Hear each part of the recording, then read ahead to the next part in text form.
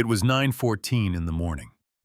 The lobby of Hargrove National Bank smelled like leather, cold air, and old money.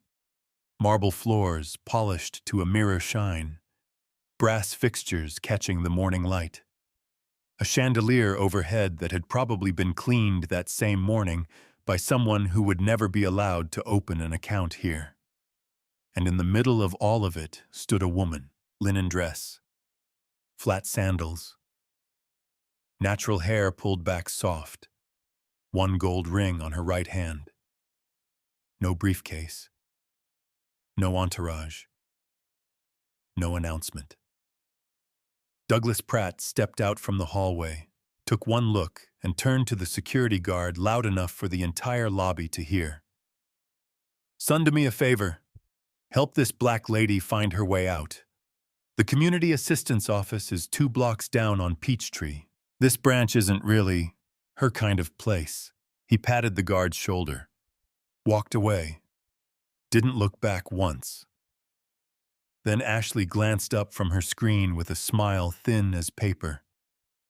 "Honestly, even if you did have an appointment, sweetie, you might want to dress the part next time. People here judge by first impressions. That's just how it works."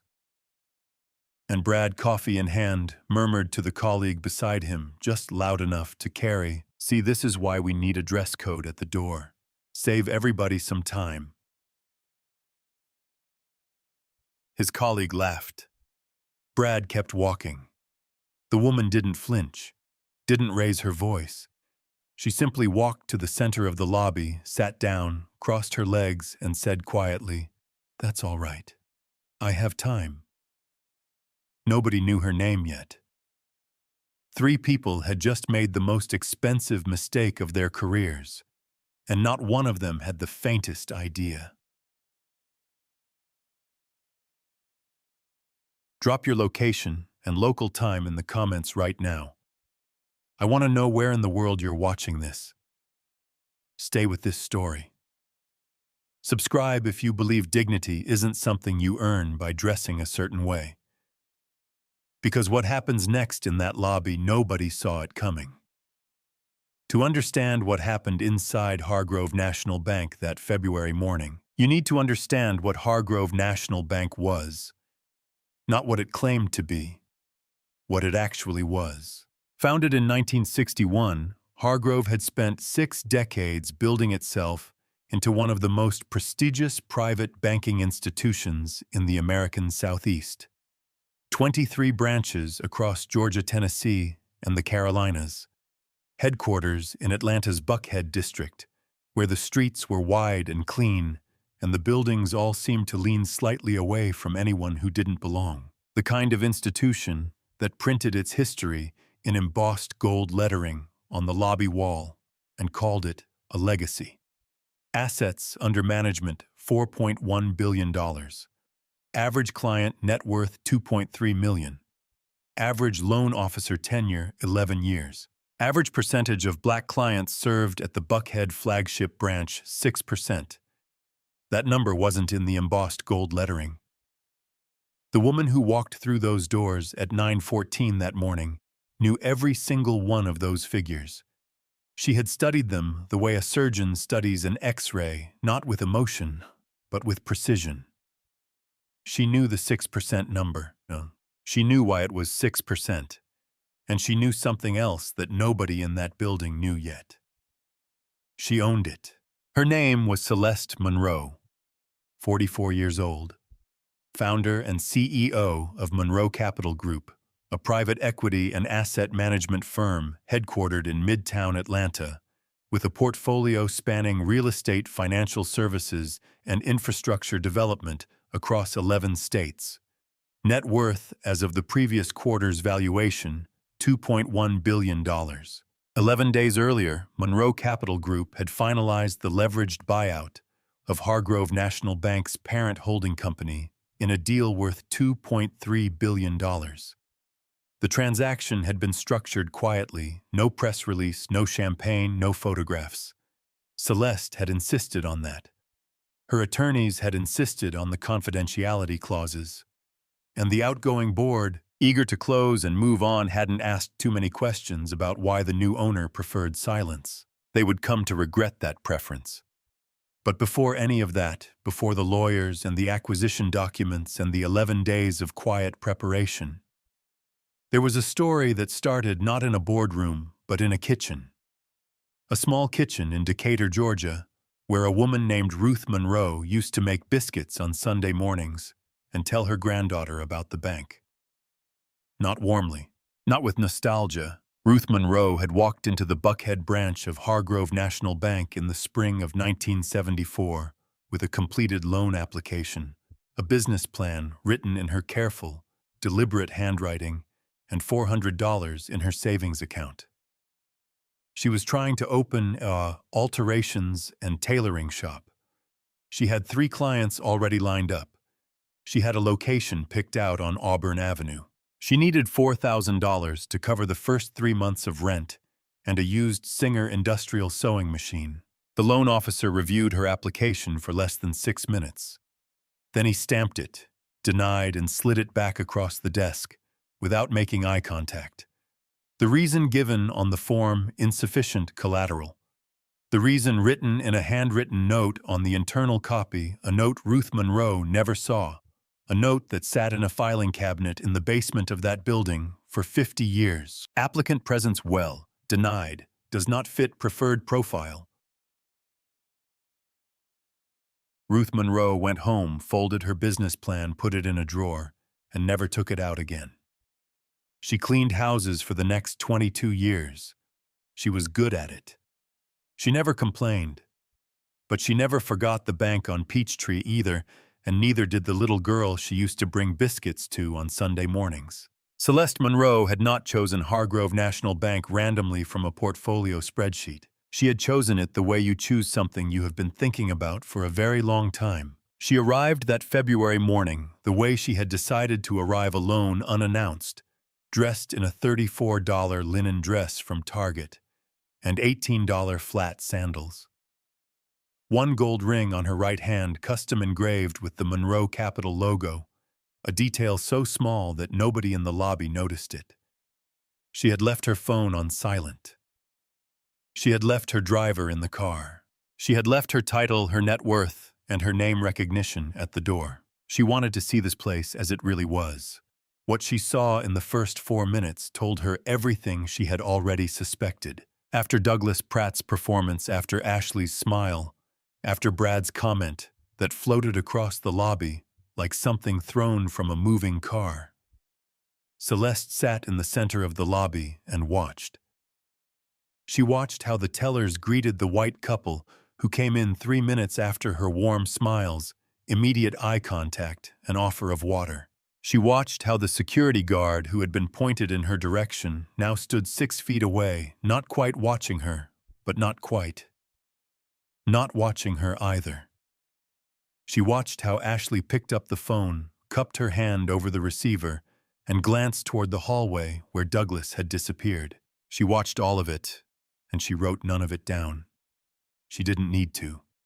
She had a memory like a steel trap and a legal team on standby, and something far more powerful than anger. She had patience.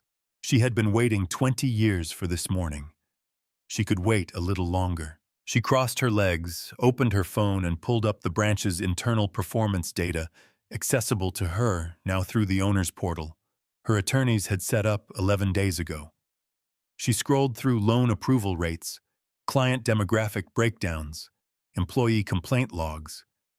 The numbers were worse than she had expected, and she had expected them to be bad.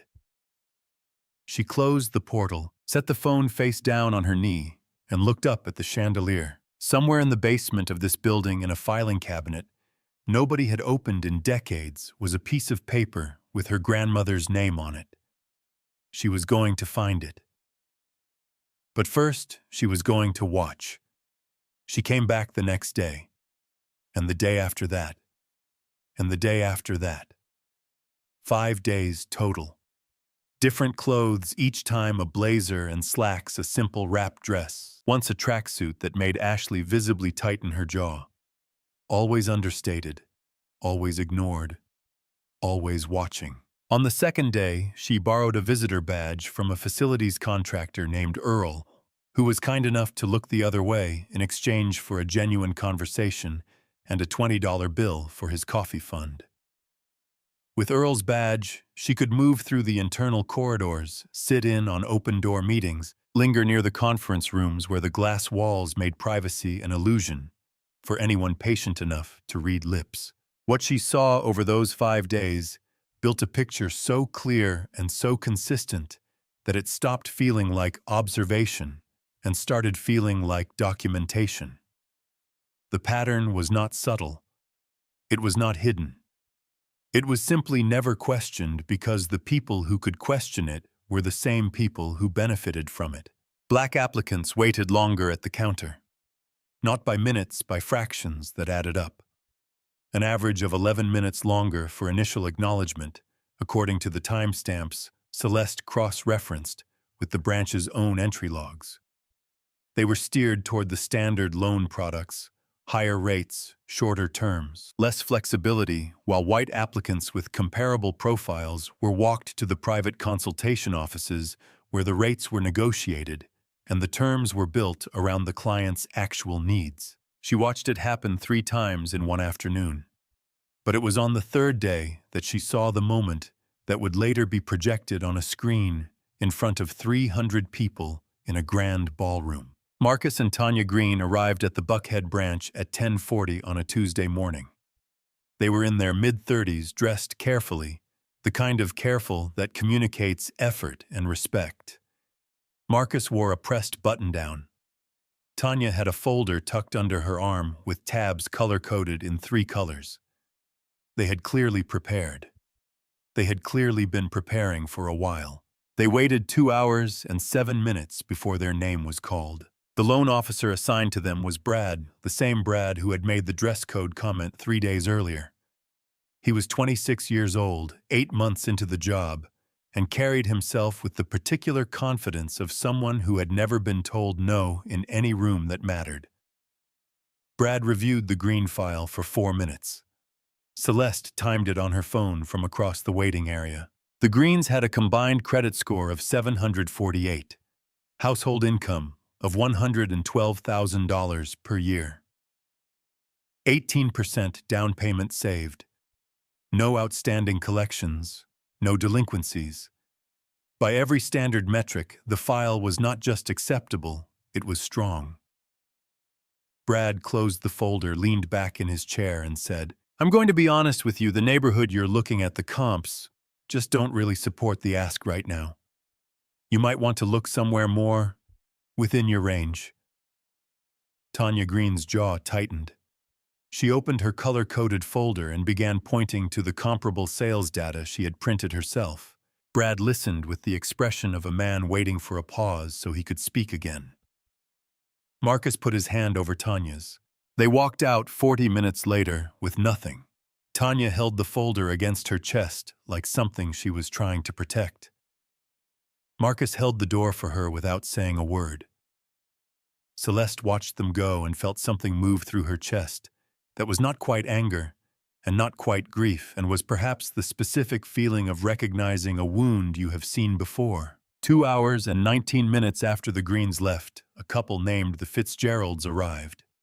White, mid-40s. Open-collar shirt on the husband's sunglasses pushed up on the wife's head. Their file, which Celeste pulled that evening through the owner's portal, showed a combined credit score of 717. 31 points lower than the Greens. Household income of $94,000. 8% down payment. Brad walked them directly to a private consultation office. The door closed. Through the glass, Celeste could see a tray appear, coffee, 2 cups, a small plate of something. The meeting lasted 1 hour and 40 minutes. The Fitzgeralds left smiling, shaking Brad's hand at the door. Celeste wrote one line in her notes that evening. Same product, different treatment, documented. But the woman who made all of this feel personal, the one who made Celeste stop being an observer and start being something more protective, was not the Greens and was not herself.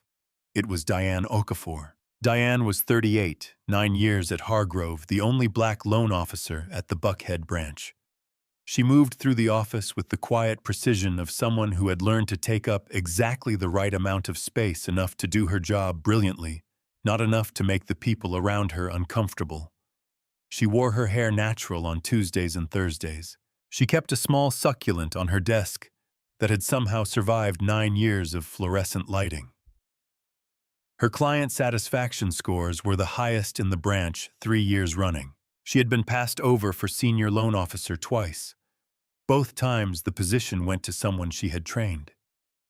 On the fourth day, Celeste slipped into a back row seat for a departmental strategy meeting and watched Diane present a mortgage processing proposal that would have reduced average approval time by 31% and flagged discriminatory lending patterns through an automated variance alert system.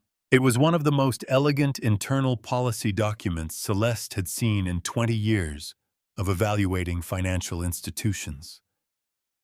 Douglas Pratt listened with his hands folded, waited for Diane to finish, and then said, "Let's table that.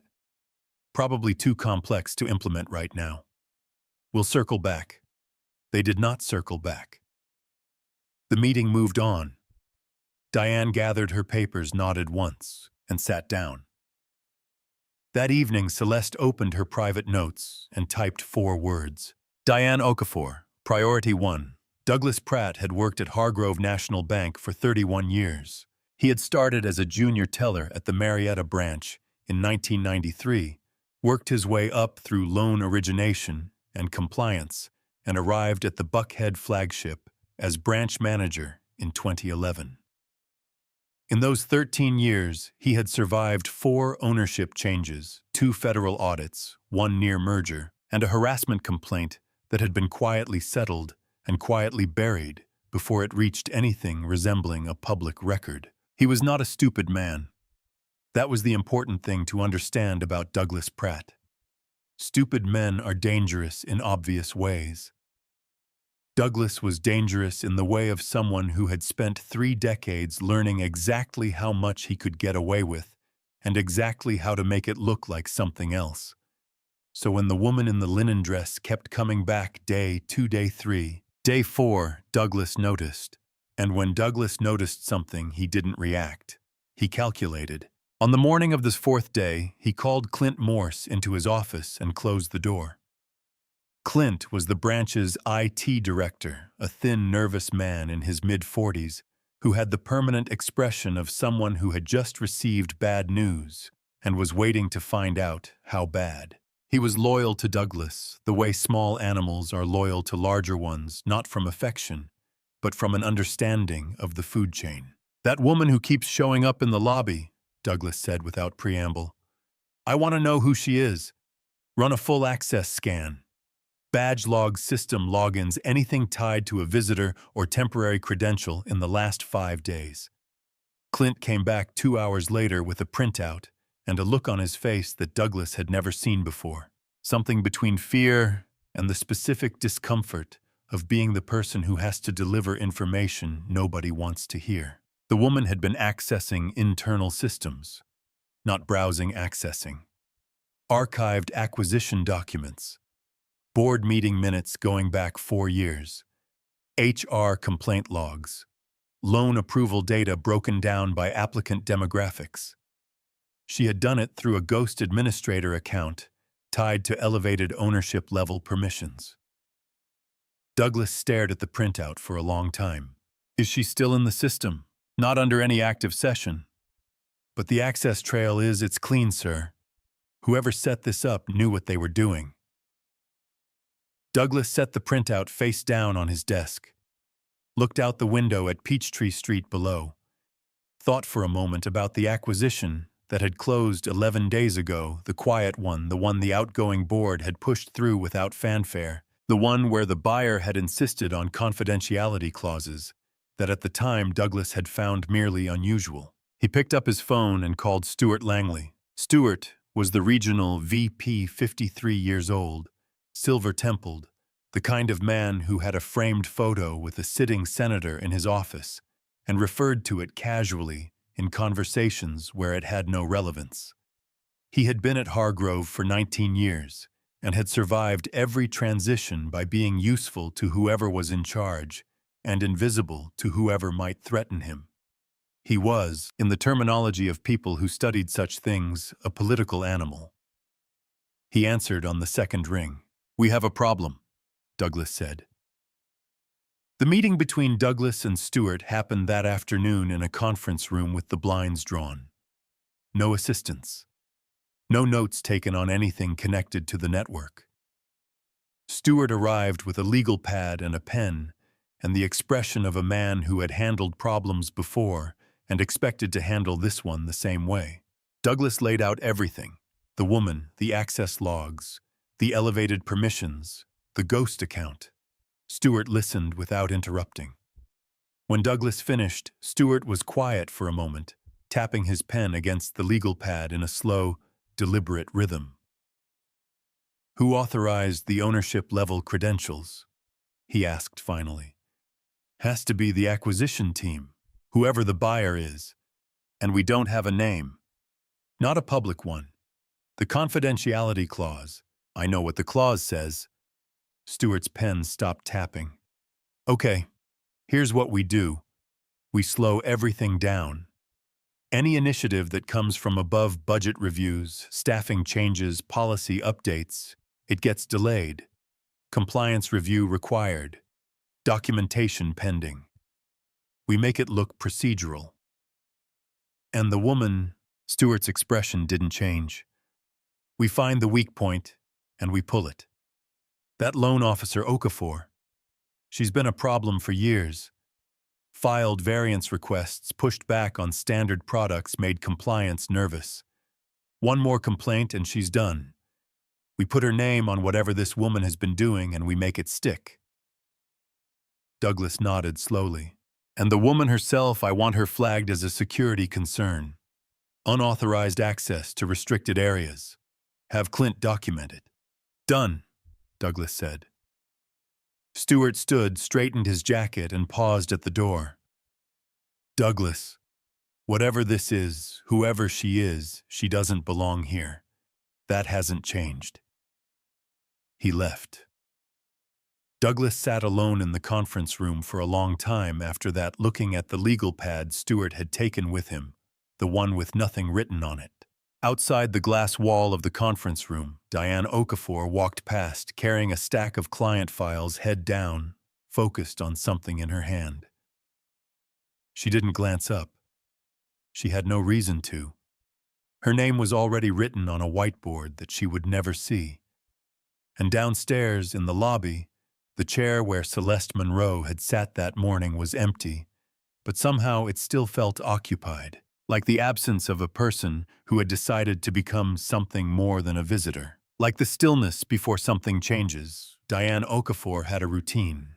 She arrived at the Buckhead branch every morning at 8:45 before her shift technically started, made herself a cup of coffee in the break room, reviewed her client files for the day, and spent 20 minutes updating the variance tracking spreadsheet she had been maintaining privately for 2 years.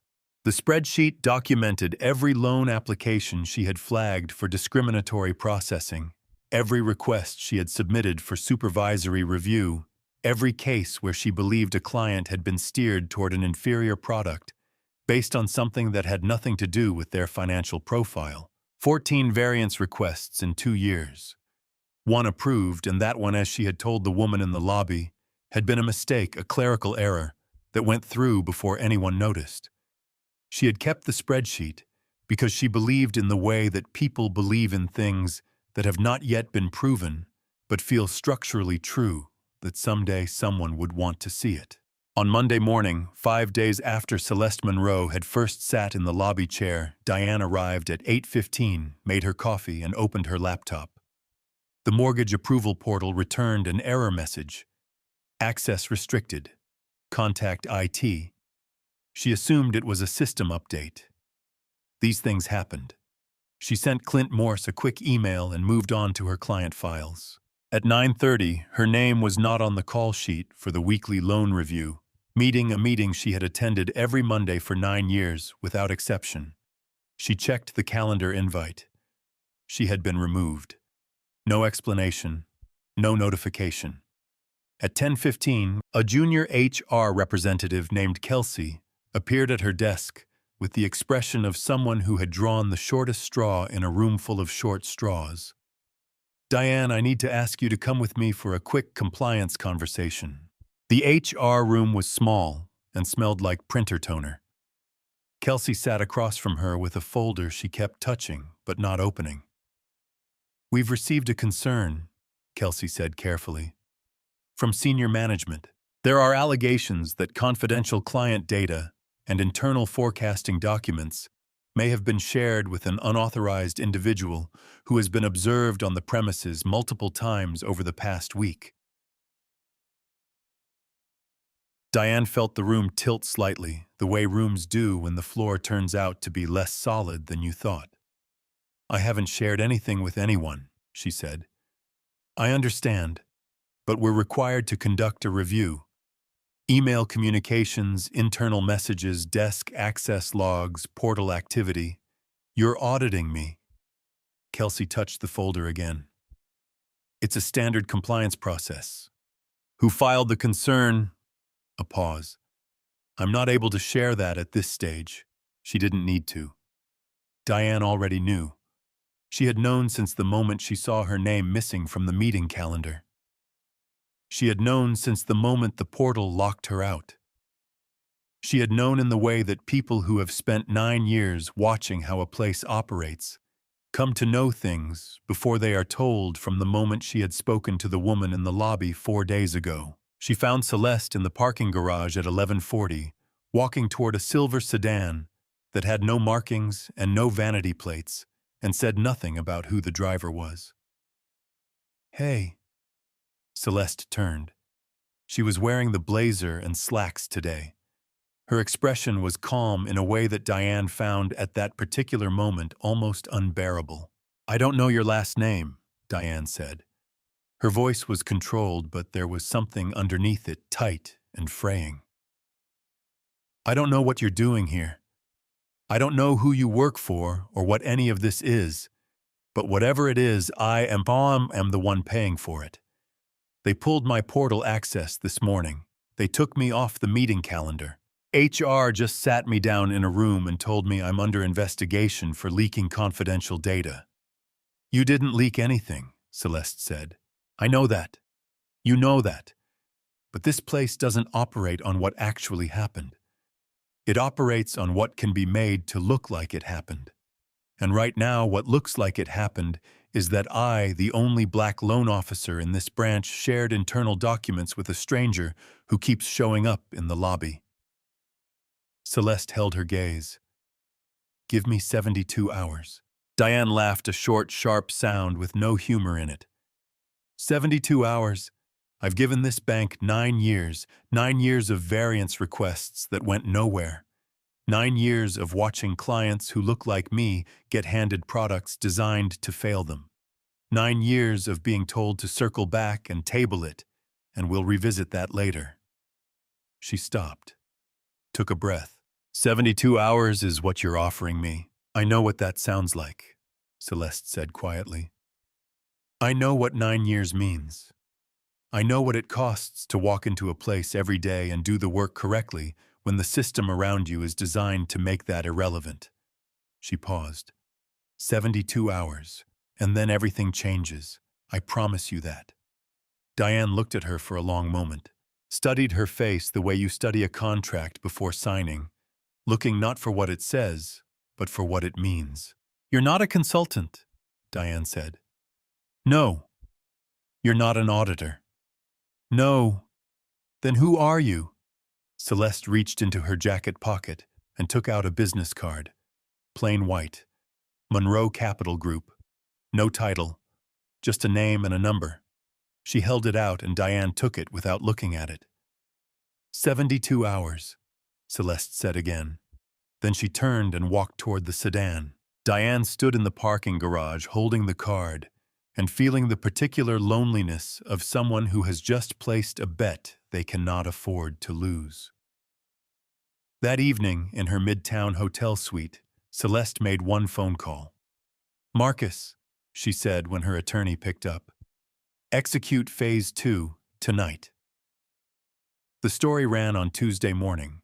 Atlanta Business Chronicle Digital Edition, 7:48 a.m., before most of the Buckhead branch staff had finished their commutes. The headline read, "Hargrove Acquisition Under Ethics Review Undisclosed Conflicts of Interest, Alleged in Monroe Capital Deal."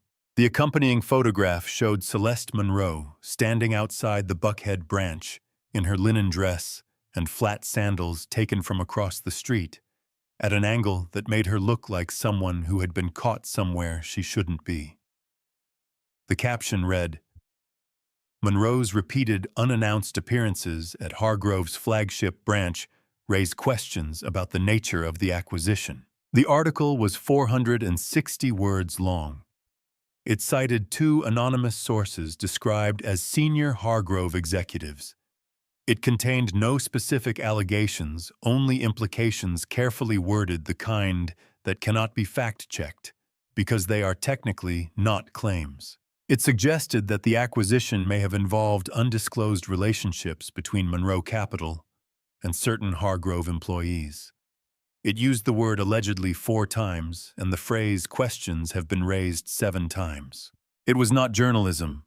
It was a weapon shaped like journalism. Stuart Langley had placed the call to his contact at the Chronicle the previous Thursday. He had provided the photograph pulled from the branch's external security footage, and the framing and the 2 quotes attributed to anonymous sources, who were in fact himself and Douglas Pratt. He had done this with the calm efficiency of a man who had done similar things before and understood that the goal was not to prove anything, but to create enough noise that proof became irrelevant. By 9 a.m., the Hargrove board had convened an emergency call. By 10:30, they had voted 6-2 to temporarily suspend Celeste Monroe's operational authority over the bank's day-to-day functions, pending an internal review. The motion was framed as procedural. It was not procedural. Celeste received the notification from her attorney at 10:47. She read it once, set her phone down, and finished her breakfast. At the Buckhead branch, Diane Okafor was called into Douglas Pratt's office at 11:15. Douglas did not sit down. He stood behind his desk with his hands clasped in a way that suggested formality without quite achieving it. "Given the ongoing compliance review," he said, "and the article this morning raising questions about unauthorized information sharing, we're placing you on administrative leave effective immediately. This is a precautionary measure pending the outcome of the investigation." Diane did not move for a moment. "I have client meetings this afternoon. Those will be reassigned. I have a family, the Washingtons, coming in at 2 o'clock. I've been working their file for 6 weeks. They're expecting me specifically. It will be handled." She looked at him for 3 full seconds. Then she picked up her bag, took the small succulent from her desk, and walked out through the main floor, while every colleague she had worked alongside for 9 years looked at their screens or their phones, or the middle distance anywhere except at her. The security guard held the door. At least he did that. Outside in the thin February sunlight, Diane stood on the sidewalk and held the succulent against her chest and breathed. 2 blocks away, Celeste Monroe was leaving her hotel through the side entrance. A small group of reporters had gathered at the front, 3 cameras, 2 microphones, someone with a phone held up at arm's length. Word had gotten out faster than Stuart had probably intended, which meant either he had intended it exactly this fast, or he had lost control of the timing. Either way, the effect was the same. Celeste walked through the side entrance, got into the silver sedan, and said nothing. Her driver, a quiet man named Gerald, who had worked for her for 11 years, did not ask questions. He drove. As the car moved through midtown traffic, Celeste looked out the window at the city, the towers and the billboards and the January trees stripped bare along Peachtree, and thought about her grandmother's kitchen. The smell of biscuits on Sunday morning, The way Ruth Monroe's voice had always been careful and measured when she told the story of the bank, as if she had decided long ago that she would not give it the power of emotion. As if careful language was the only armor she had left. They're going to make you small, Celeste thought. That's the move. Make you look small and then wait for you to react like someone who is small. She was not going to react like that. That evening, the legal team spread everything across the conference table in the hotel suite. Marcus Reed, her attorney, 46, methodical, the kind of man who communicated primarily through organized documents and precise language, stood at the head of the table and walked her through it. The doctored data first. Stewart had submitted branch performance reports to the board that showed Diane's loan portfolio underperforming by 12%. The actual figures showed it outperforming by 8%. The manipulation was in the denominator, a changed baseline figure that was subtle enough to pass a quick review and obvious enough to destroy in a courtroom. Then the metadata. Diane's client files had been accessed after hours by a system administrator account tied to Douglas Pratt's department. 3 entries had been altered. The original versions still existed in the backup server, time-stamped intact. Then the phone records. Stewart's calls to the Chronicle reporter. 11 minutes on Thursday, 4 minutes on Saturday, 2 minutes on Monday morning. And then the thing that made Celeste go still in a way she had not gone still in a long time. Marcus slid a manila folder across the table. Inside was a photocopy of a document retrieved from the branch's physical archive. A loan denial form from 1974. Applicant name Ruth Monroe. And clipped behind it, a branch-wide internal memorandum stamped and signed by the then branch manager, dated April 1974. Loan approvals for Negro applicants to remain under 8% of monthly volume to preserve branch character. 50 years. The document had sat in their basement for 50 years. Celeste looked at it for a long time without speaking. "They didn't destroy it," she said finally. "No," Marcus said, "because they never thought anyone would look." She closed the folder, straightened it against the table, set her hands flat on either side of it. "They handed me everything I need," she said quietly. Outside, Atlanta moved through its evening.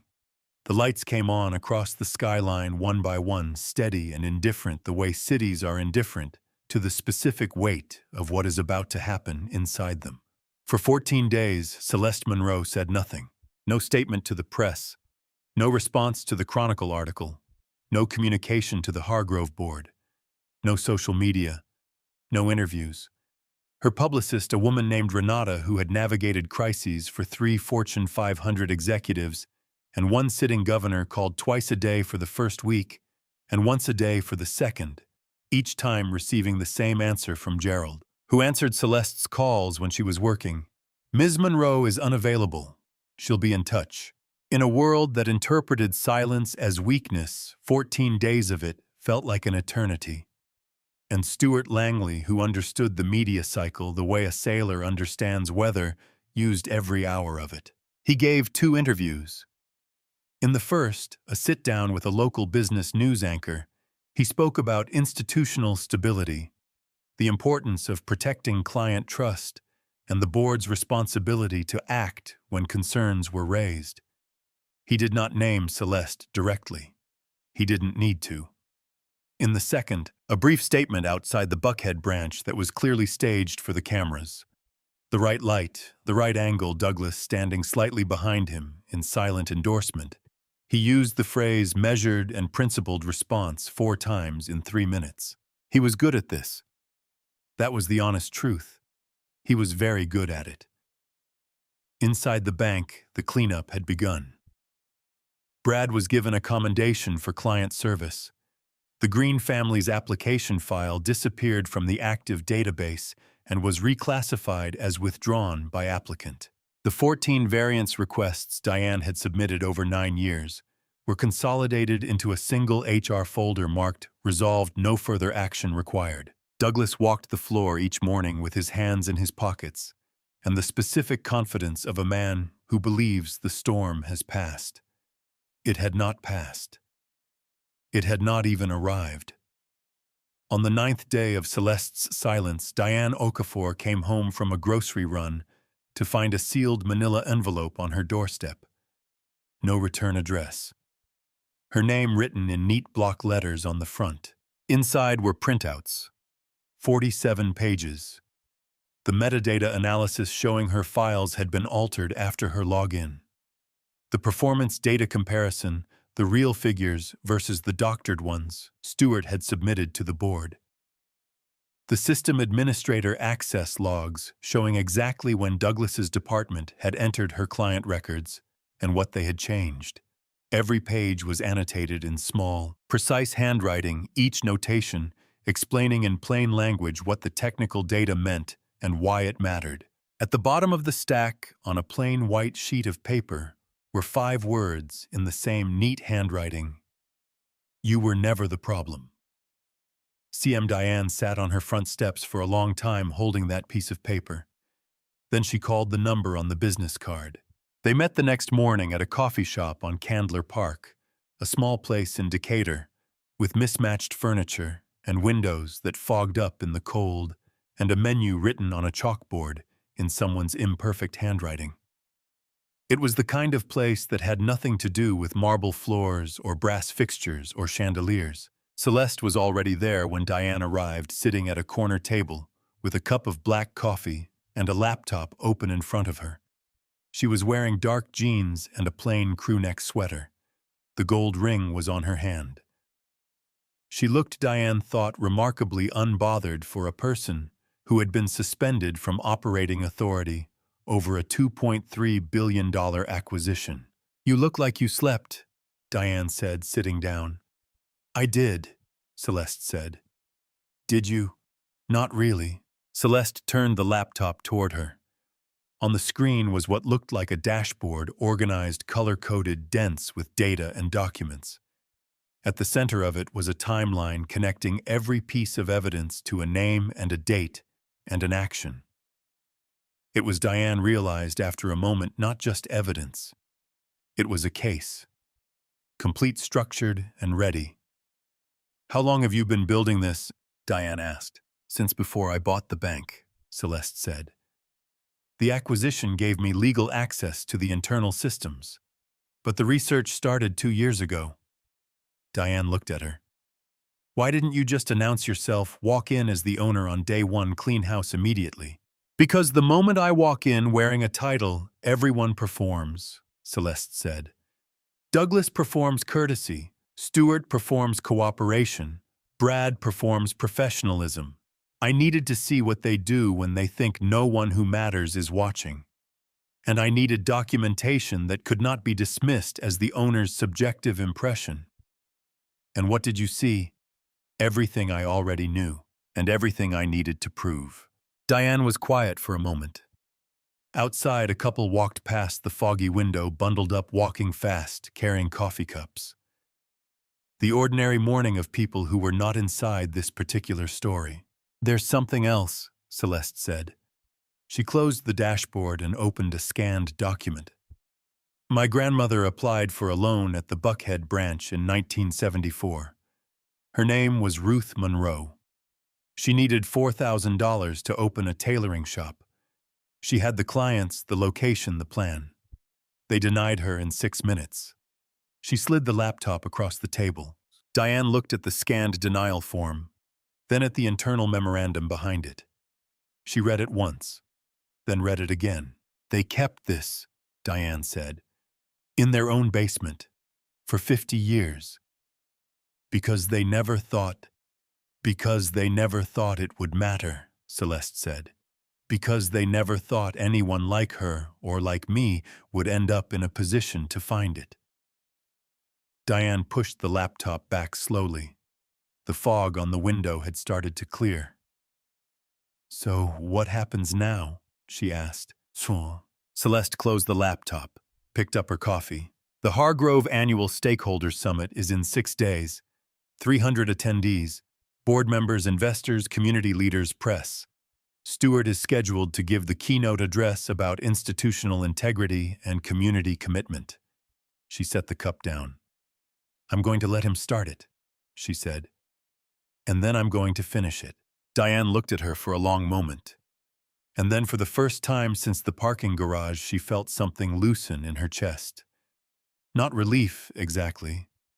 Something older and more certain than relief. I want to be there, Diane said. I know, Celeste said. That's why I called you first. The Atlanta Marriott Marquis rose 47 floors above Peachtree Center Avenue, like a monument to the kind of confidence that never questions itself. Its grand ballroom on the third floor could seat 400. That evening, it held 312 investors in dark suits, board members with name tags they didn't need, community leaders who had been invited because their presence looked good in photographs and press, who had been told this was a routine quarterly stakeholder summit, and had shown up anyway because routine was never really the point. Stewart Langley arrived 40 minutes early. He reviewed the podium height, checked the microphone levels, confirmed the placement of the Hargrove logo on the screen behind the stage. He was wearing a charcoal suit he had bought specifically for high-visibility appearances and a tie the color of authority. He worked the room before it was fully populated, handshakes, first names, the practiced warmth of a man who understood that power is performed as much as it is held. Douglas Pratt sat in the second row, with the expression of a man who had already won and was now simply waiting for the formality of the scoreboard to confirm it. At 7:02 p.m., the lights dimmed slightly, and Stewart took the stage to a polite round of applause. He opened with a joke about Atlanta traffic that landed adequately. Then he settled into his prepared remarks, careful, polished, the language of institutional reassurance. In the last several weeks, Hargrove National Bank has navigated a period of transition and uncertainty. There have been raised questions we take seriously about the nature of our recent acquisition and the processes surrounding it. But I want to be clear about something tonight. He paused for effect. Through all of it, the leadership of this institution has remained focused on one thing: protecting the integrity, the stability, and the community trust that Hargrove has built over 6 decades. Applause, moderate but real. We have acted with transparency, we have acted with principle, and we have— Actually, that's not true. The voice came from the back of the ballroom. Calm, clear, carrying without effort the way voices do when the person using them has nothing to prove.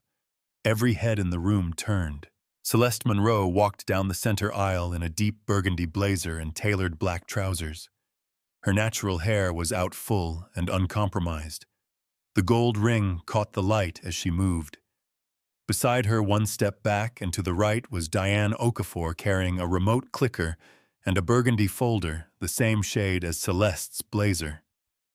Behind them both was Marcus Reed, and behind him were 2 associates, carrying document binders thick enough to reframe a decade. Stewart's mouth closed. His hands resting on the podium did not move, but something in his face rearranged itself very quickly, almost imperceptibly, from confidence into something that was trying to look like confidence and was no longer quite managing it. Douglas Pratt's hand went still on his knee. Celeste reached the stage. She did not rush. She did not acknowledge the murmur moving through the room like a current. She looked at Stewart with the expression of someone who has been patient for a very specific length of time and has now finished being patient. "Mr. Langley," she said, "thank you for starting. I'll take it from here." Stewart did not move for a moment. Then, with the controlled grace of a man recalculating in real time, he stepped back from the podium. Celeste turned to the room. "My name is Celeste Monroe. I am the majority stakeholder and effective owner of Hargrove National Bank as of the acquisition that closed 22 days ago. Many of you in this room were told that the acquisition was under ethics review that questions had been raised about undisclosed conflicts of interest, and that the board's decision to suspend my operational authority was a measured and principled response. She let that phrase land. I want to show you what actually happened. Diane pressed the remote. The Hargrove logo behind the stage disappeared. What replaced it was an internal memo. Stuart Langley's name at the top. The date 6 days before Celeste first walked into the lobby.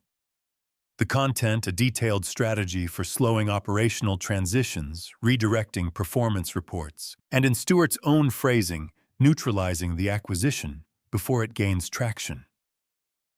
The room went very still. This is not a leaked document, Celeste said. This was retrieved through the owner's portal to which I have had legal access since the day the acquisition closed. Click. The screen changed. A performance comparison. 2 columns. Left column. The loan portfolio figures Stuart had submitted to the board showing Diane Okafor underperforming by 12%. Right column, the actual figures from the same period showing her outperforming by 8%. The difference between them was a single altered baseline figure small enough to look like a rounding adjustment, large enough to end a career. This is the data that was used to place a 9-year employee on administrative leave, Celeste said. The employee whose only offense was doing her job correctly. A board member in the 3rd row leaned forward. Click. System administrator logs. Timestamps. Douglas Pratt's department accessing Diane's client files after hours. The alterations. The original backup versions. Side by side. Click. Stuart's phone records. The Chronicle reporter's number. 11 minutes. 4 minutes. 2 minutes. Click. Audio. Clear, unhurried, unmistakable.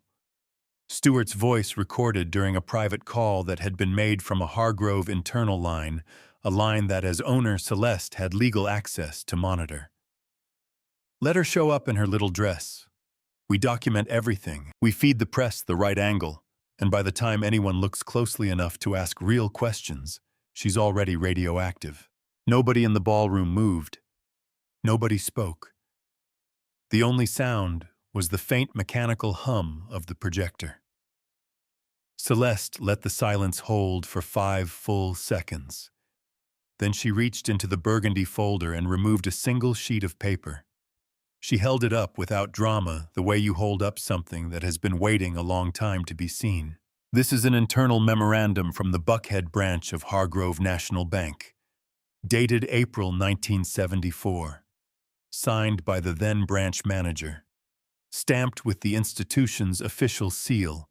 She read it aloud. Loan approvals for Negro applicants to remain under 8% of monthly volume to preserve branch character. The room did not gasp. It did something quieter and more final than a gasp. It went the specific kind of silent that happens when a truth arrives that cannot be unheard. This document has been in the basement of your flagship branch for 50 years, Celeste said. Nobody destroyed it. Nobody moved it. Because nobody thought the person it concerned would ever be standing at this podium. She set the paper down on the podium carefully, as if placing something fragile on solid ground. My grandmother's name was Ruth Monroe.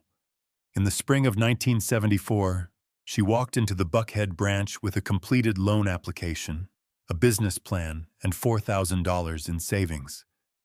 She needed $4,000 more to open a tailoring shop. She had the clients. She had the location. She had everything except the loan. They denied her in 6 minutes. She looked out at the room. I didn't buy this bank because it was a good investment. I bought it because some debts are not financial. Board chairwoman Dr. Patricia Holt had been in financial governance for 31 years. She had sat through hostile takeovers, regulatory investigations, 2 criminal referrals, and 1 board meeting that had ended with federal marshals in the hallway.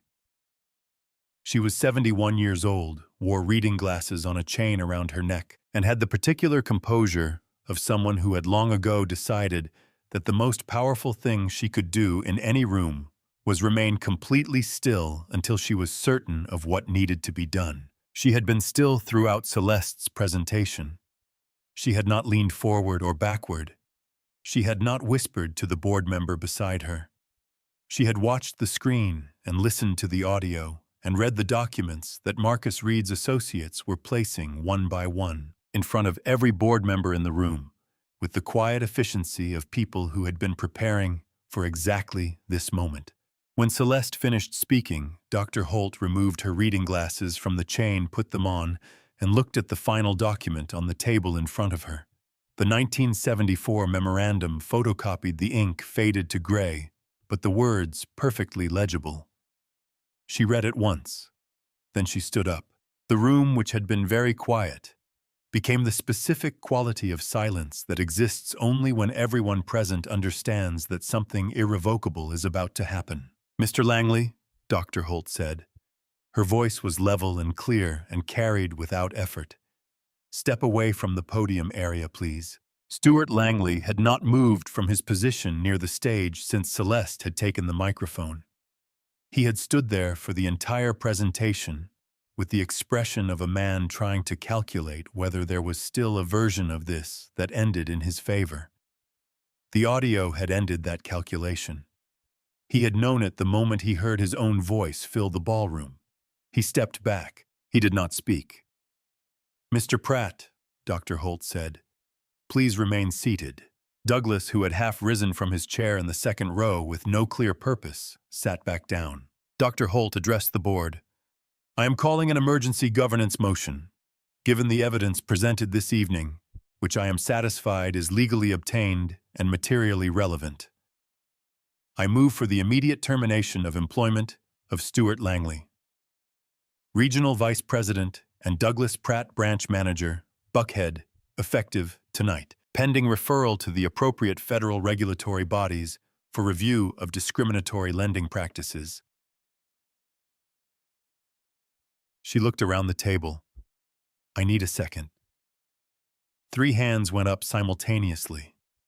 The vote was 8-0.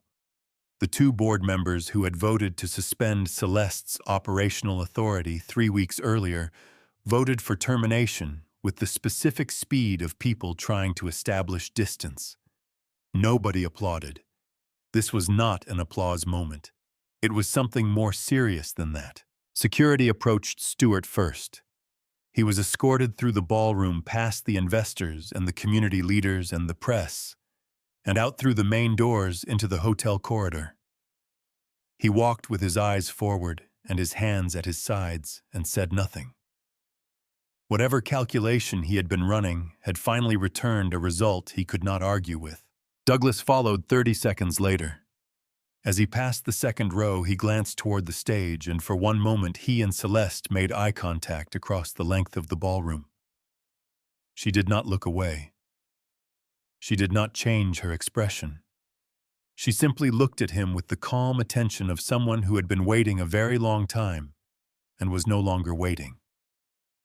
He looked away first. After the room had settled, after the immediate shock had given way to the particular buzz of people processing something large, Celeste made one more announcement. She had prepared it carefully. Not the words exactly, she had never written it down, but the shape of it, the weight of it she had been carrying for 20 years. "Hargrove National Bank denied my grandmother a $4,000 loan in 1974, she said. Adjusted for 50 years of inflation, that $4,000 is approximately $47,200 today. She paused. I am establishing the Ruth Monroe Community Lending Fund, seeded with $12 million of my own capital specifically for small business loans in underserved Atlanta neighborhoods. Minimum loan size $10,000. Maximum $250,000.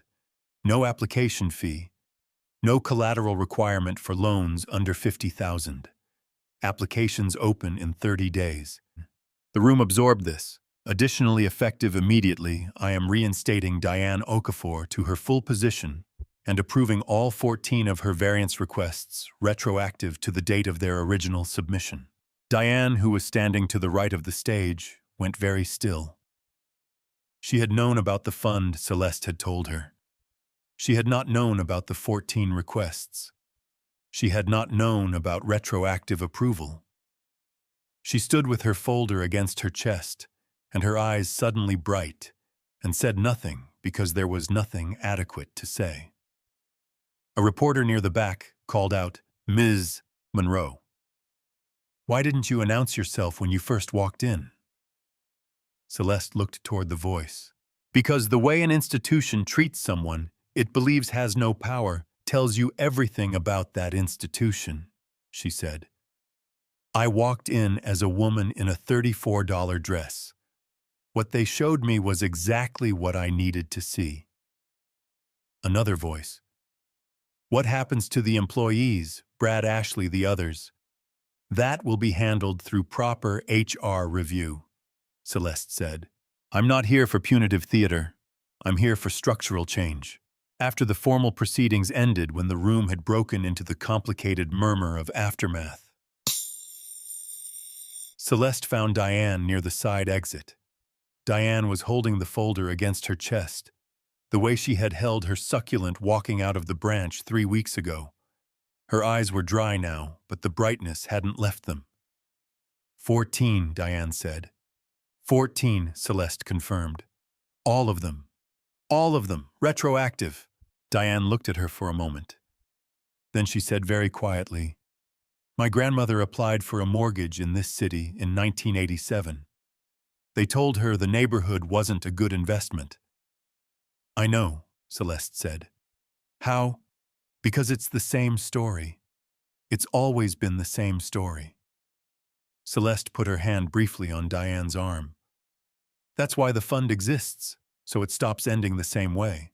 Outside the ballroom in the hotel corridor, where Stuart Langley had been escorted 40 minutes earlier, the carpet was quiet and the lights were steady, and the building held everything that had just happened inside it with the indifferent permanence of walls that have witnessed things before. But something had shifted, in the way that things shift when a truth that has been buried for 50 years is finally brought into a lit room and named out loud in front of the people who needed to hear it. Some shifts are quiet. Some are enormous. This one was both. 6 months is not a long time to change an institution, but it is long enough to begin. By August, the Buckhead branch of Hargrove National Bank looked the same from the outside.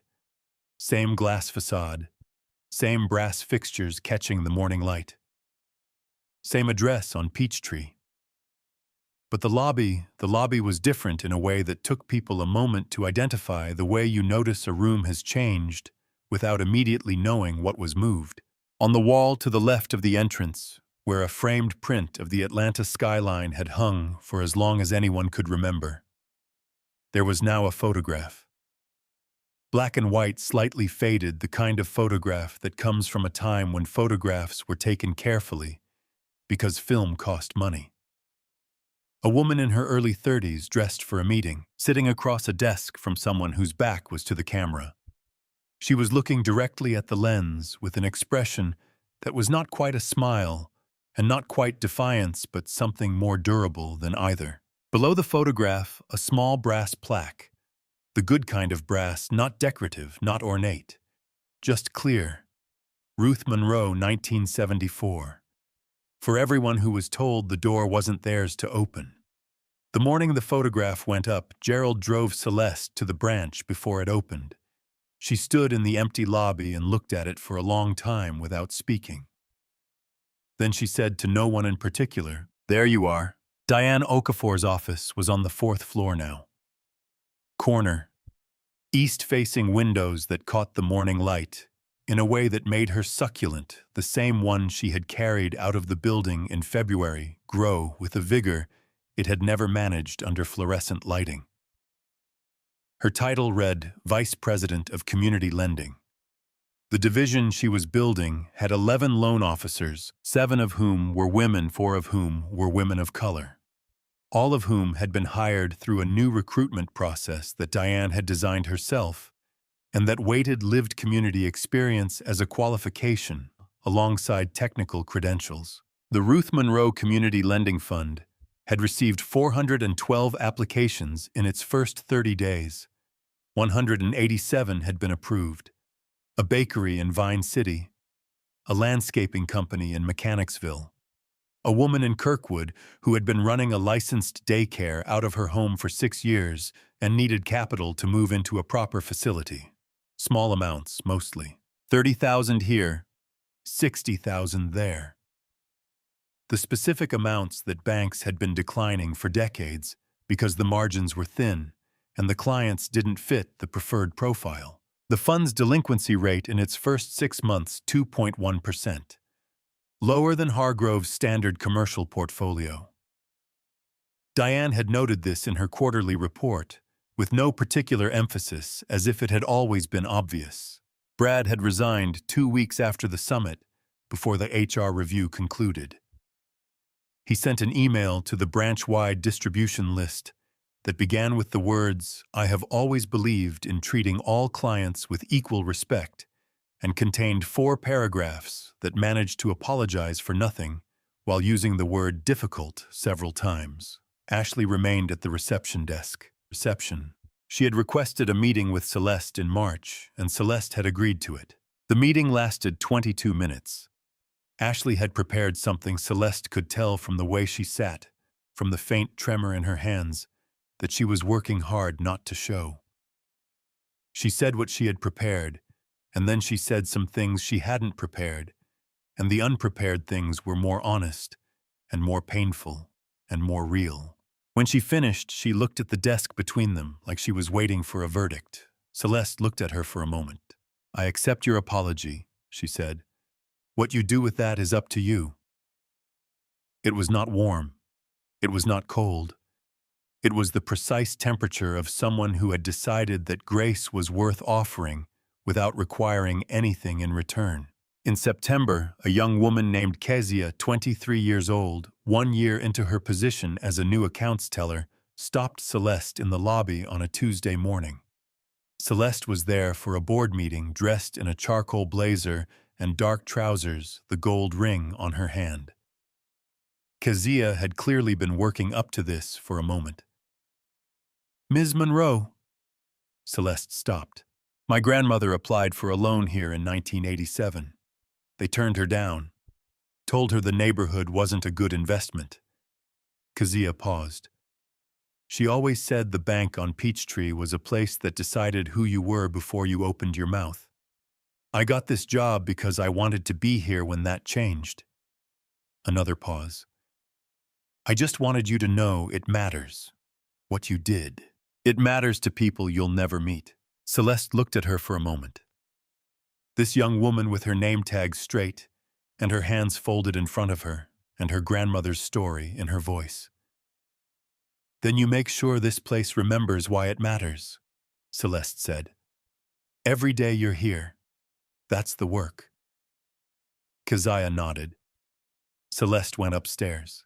That evening, after the board meeting, after the calls, after Gerald drove her back through the midtown traffic, that was the same as it had always been, and would probably always be, Celeste went to Decatur, to the neighborhood where she had grown up, to the street where her grandmother's house had stood until 2009, when it was sold after Ruth Monroe passed, and the new owners painted it a color Ruth would have found objectionable. She stood on the sidewalk in the September dusk and thought about biscuits, about Sunday mornings, about a woman who had carried her disappointment with careful language because careful language was the armor she had.